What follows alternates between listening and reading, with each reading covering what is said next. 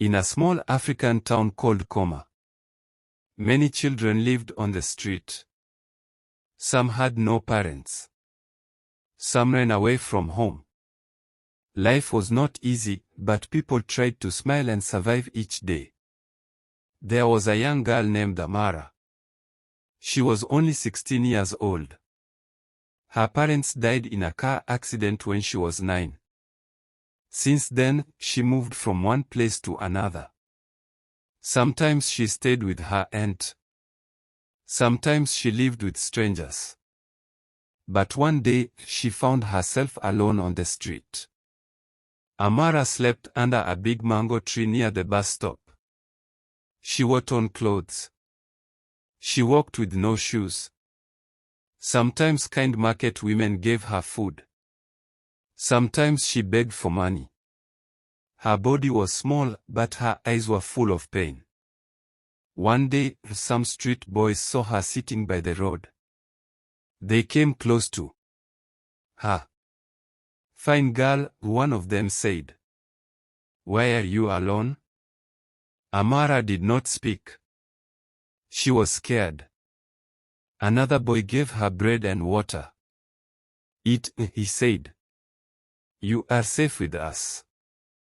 The boys were rough, but they smiled.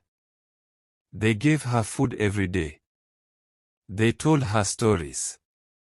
They gave her a place to sleep, in a corner under the bridge. They said, "We are your family now." Amara started to trust them. She laughed again. She danced when they played music. She felt happy. But after some weeks, things changed. The boys stopped being kind. They shouted at her. They made her work for them. They forced her to steal. They told her to collect money from people. If she came back with nothing, they beat her. One night, one of the boys did something bad to her. Amara cried. But she could not run. She had no place to go. No one to call. No one to help. The boys took everything she had. Her smile. Her joy. Her peace.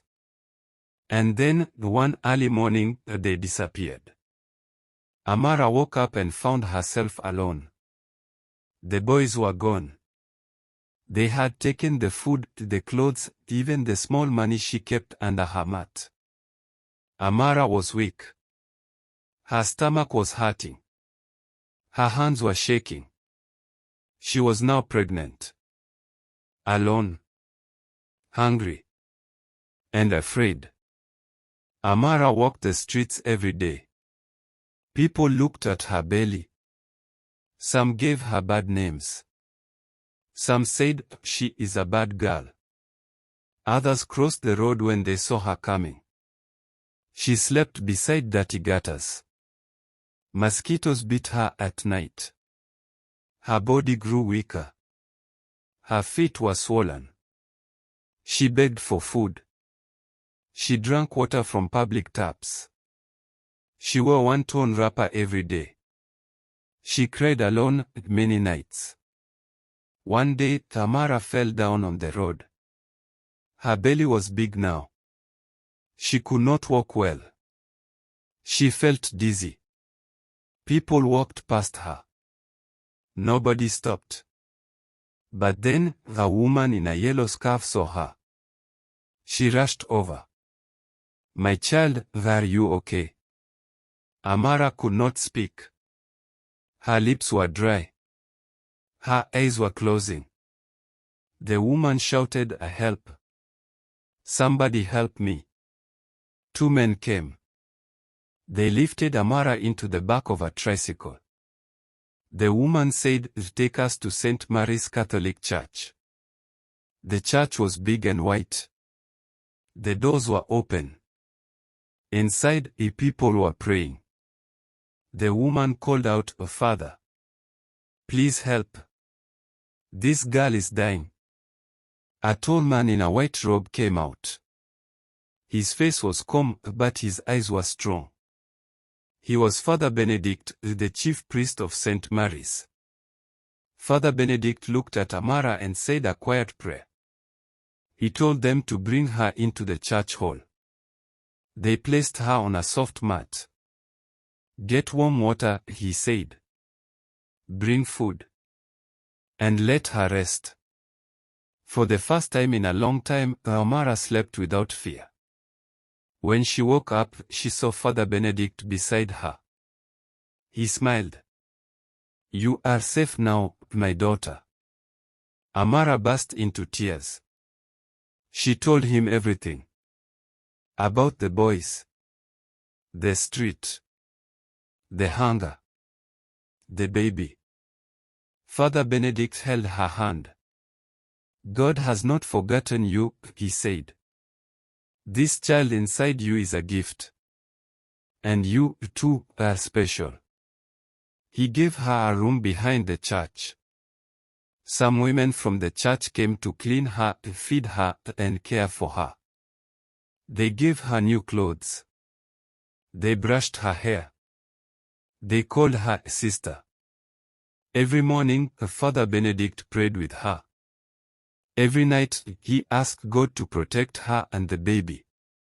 One evening, Amara screamed in pain. The baby was coming. The women rushed in. They called Father Benedict. He knelt down and prayed hard. Lord, give her strength. Help her deliver in peace. After many hours of pain, tears, and shouting, a loud cry filled the room. The baby boy was born. He was small but strong.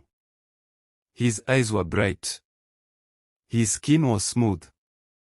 Amara held him close. She cried again, this time with joy. Father Benedict smiled. This boy is a gift from heaven. What will you call him? Amara whispered, Camilla. It means God knows my story. The whole church celebrated. They sang songs. They danced with Amara. The market women brought gifts. The children played around her. Weeks passed. Amara grew strong again. She helped clean the church. She helped care for other children. She sang in the choir. And every morning she prayed. One Sunday, Father Benedict stood before the church. He said, we must help girls like Amara. We must build a shelter. A home for the homeless. Everyone clapped. They started a small house beside the church. They called it the Home of Hope. Girls who had no family came there. Pregnant girls. Young mothers. Orphans. Amara helped them all. She told them, don't be afraid. I was like you. But now, I have a new life. Years passed. Amara went back to school. She studied hard. Camilla grew big. He was bright and kind. He called Father Benedict to Papa. One day, the rich woman visited the church. She heard Amara's story. She said, I want to help you go to university. Amara cried again. Thank you, God, she whispered. She studied social work. She came back to Koma and became the leader of Home of Hope. She gave food. She gave love. She gave strength to girls like her. And every time someone asked her, how did you survive, she would say, I was abandoned and pregnant. I had nothing. But God sent me help through a kind priest. And that's how I got my gift from heaven. Moral of the story. Never judge someone by what you see. Behind every girl's tears is a story. Even when life is hard, God can still turn pain into joy. Always show kindness, you never know whose life you may save. Please subscribe to this YouTube channel for continuous story.